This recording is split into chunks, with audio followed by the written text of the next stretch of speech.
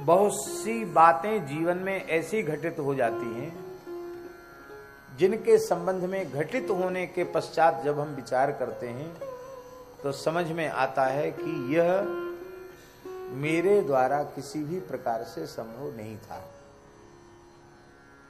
इतना बड़ा काम हमारे जैसे साधारण मनुष्य के द्वारा कैसे हो गया? तो उस समय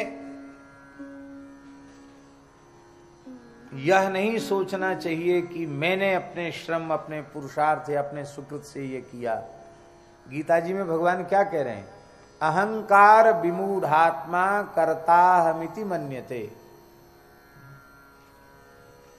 पर जो साधु पुरुष होते हैं, सज्जन पुरुष होते हैं, वो किसी भी उपलब्धि का श्रेय स्वयं नहीं लेते हैं, वे उपलब्धि का श्रेय अपने पूज्य गुरुजनों को ही प्रदान करते हैं। इसमें एक बहुत बड़ी बात है कि स्वयं अहंकार से व्यक्ति बच जाता है। हमारे पूज्य गुरुदेव भक्तमाली जी कहते थे, अहंकार किसी काम में नहीं आता। महाराज जी कहते थे अहंकार किसी काम में नहीं आता। किस काम में आता है?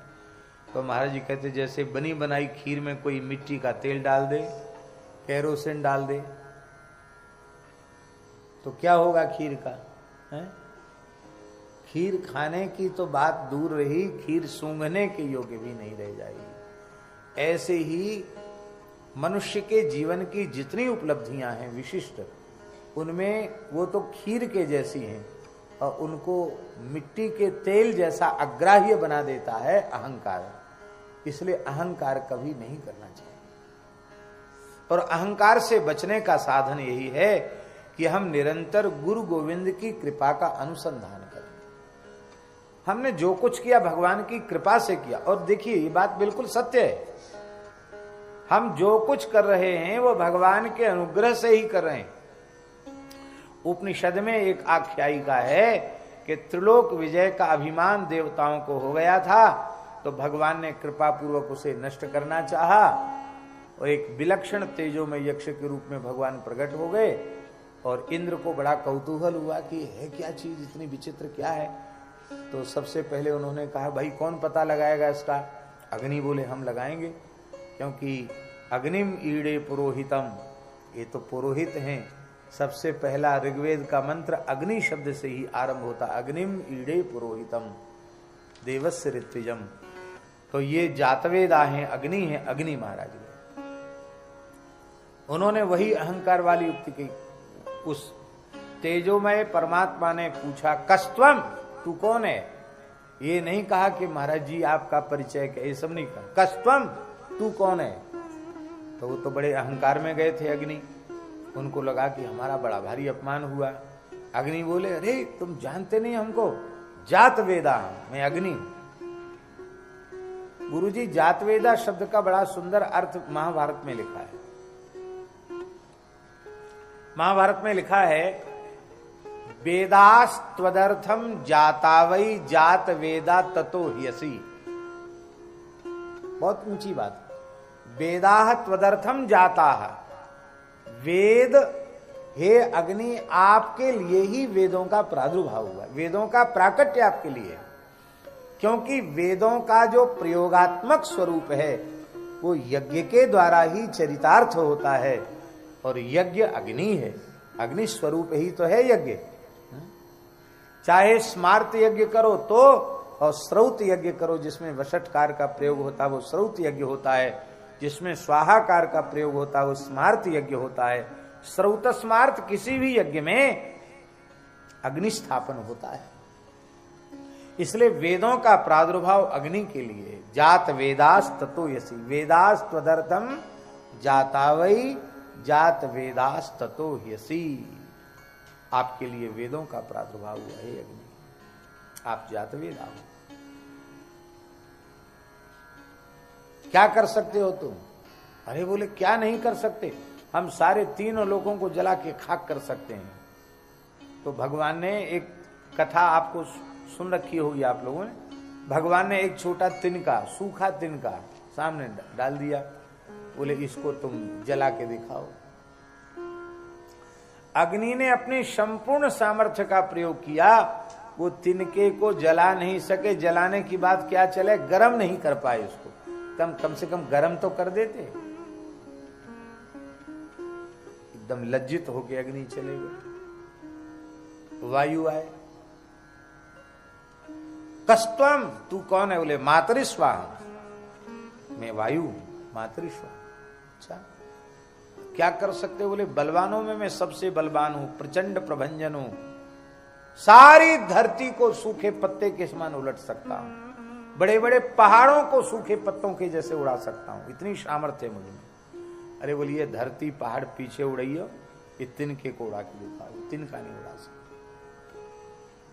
सब देवता जब समझ न सके उस विलक्षण तत्व की महिमा को और वे निराश होकर आ गए, तो इंद्र गए तो वह विलुप्त हो गया, अंतर्धान हो गया, तिरोहित हो गया। क्यों? कि इंद्र को ज्यादा अहंकार था त्रिलोक विजय का, तो इंद्र के अहंकार को चूर करने के लिए वो अंतर्धान हुए कि जिनको तुमने भेजा उनको तो हमने बात करने लायक भी समझा, जो कुछ हुआ मेरी कृपा से हुआ, उसको तुमने अपनी स्वतंत्र उपलब्धि मान लिया, तो तुम्हारे जैसा अपराधी तो बातचीत करने लायक भी नहीं।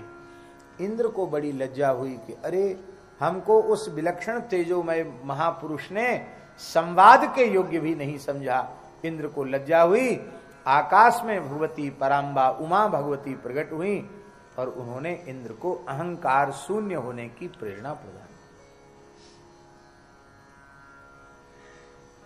इस कथा के स्मरण कराने का प्रयोजन केवल इतना है कि सूर्य, चंद्र, अग्नि, वायु, वरुण आदि देवता भी बिना भगवत कृपा के कुछ नहीं कर सकते।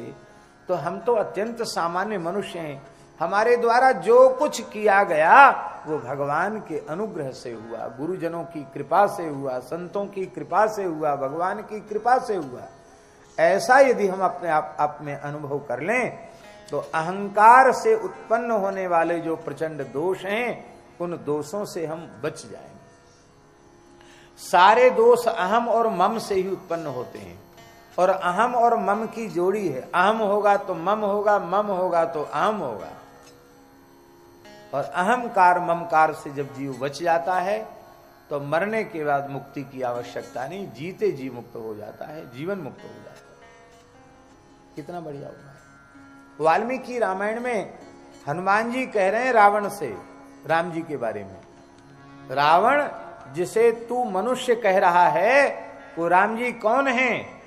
तो हनुमान जी का वचन है वाल्मीकि रामायण सुंदरकांड में, कर्ता कारयिता च सह। हनुमान जी कह रहे हैं राम जी कर्ता भी हैं और कारयिता भी, करने वाले भी हैं और कराने वाले भी भगवान है।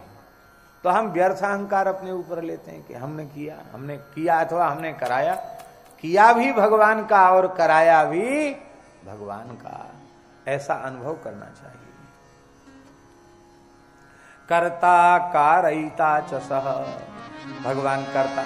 अच्छा, कर्ता व्याकरण में कर्ता की परिभाषा क्या है? स्वतंत्र कर्ता, पाणिनि जी का सूत्र है स्वतंत्र कर्ता। अब ये स्वतंत्र जो शब्द है इसका अर्थ भगवान को छोड़कर और कहां घटित होगा? सर्वतंत्र स्वतंत्र केवल एक भगवान है। व्यवहार में भले ही हम किसी को कर्ता कह दें, लेकिन सच्ची बात है गुरुजी ने जैसा पढ़ाया है कि शब्द की अपर्यवसायी जो वृत्ति होती शब्दार्थ करने की, उस अपर्यवसायी वृत्ति का आश्रय जब हम लेंगे तो स्वतंत्र शब्द का अर्थ परमात्मा में ही जाएगा, क्योंकि स्वतंत्रता केवल भगवान में है। मद भयात वाति वातो सूर्यस्तपति मद भयात वर्षतीन्द्रो दहत्यग्नि मृत्युश्चरति मद भयात। सब कुछ भगवान के द्वारा हो रहा है। अब एक प्रश्न है कि जब कर्ता भगवान है और कारयिता भगवान है तो हमको फिर स्वर्ग नरक आदि क्यों भोगने पड़ते हैं? कोई पूछ सकता है ये बात? भाई जिसने किया अथवा जिसने कराया वही भोगे, करने वाले को कराने वाले को दोष लगे, हम तो कुछ है ही नहीं। अच्छा काम हो तो स्वर्ग भी परमात्मा ही भोगे, और कुछ अनुचित कार्य हो जाए तो नरक भी परमात्मा ही भोगे। जीव को स्वर्ग नरकादि का सुख दुख क्यों भोगना पड़ता है? बड़ा जटिल प्रश्न है ये, और इसकी आड़ में लोग बहुत ऊटपटांग काम करते हैं। लोग कहते हैं अरे ये सब करने कराने वाले भगवान है, भगवान की इच्छा से कर दिया। ऐसा भी लोग कह देते हैं करने वाले लोग। पत्ता भी बिना भगवान की इच्छा के नहीं हिलता, तो जो कुछ हुआ भगवान की इच्छा से हो गया। इसमें भी क्या है विशेषता भैया जी, अच्छा काम तो हमारे द्वारा हो गया, हमारी इच्छा से हो गया, और कुछ गड़बड़ हो गया तो भगवान की इच्छा से हो गया। तो ये भेद क्यों रखते हो कि अच्छा तो हमने किया और जो अनुचित हो गया वो भगवान की इच्छा से हो गया? ऐसा क्यों सोचते हो? सच्ची बात यह है कि जिस क्षण जीव हृदय से यह स्वीकार कर लेगा कि भगवान कर्ता भी हैं और कारयिता भी हैं, उसी समय वह पुण्य पाप की जंजीर से मुक्त हो जाए। फिर वह भगवान के हाथ का खिलौना बन जाएगा, भगवान के हाथ का उपकरण बन जाएगा। फिर भगवान ही उसके शरीर के द्वारा कार्य करेंगे, वह व्यक्ति कार्य करने वाला नहीं होगा। महापुरुषों के द्वारा भगवान ही काम करते हैं, भगवान का उपकरण बन जाते हैं महापुरुष, और भगवान उनके द्वारा बड़े बड़े कार्य कर देते हैं। वो पुण्य पाप के बंधन में नहीं रहते। इस प्रकार का जैसे विश्वास है कि भगवान कर्ता भी हैं और कारयिता भी हैं, ऐसा विश्वास जिस भाग्यशाली जीव को हो जाता है, निषिद्ध आचरण जागृत की तो चले क्या, स्वप्न में भी उसके द्वारा निषिद्ध आचरण नहीं होगा।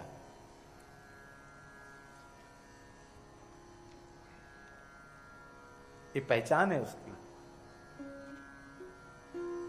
हम लोग सीधे कह देते हैं उर प्रेरक रघुवंश विभूषण।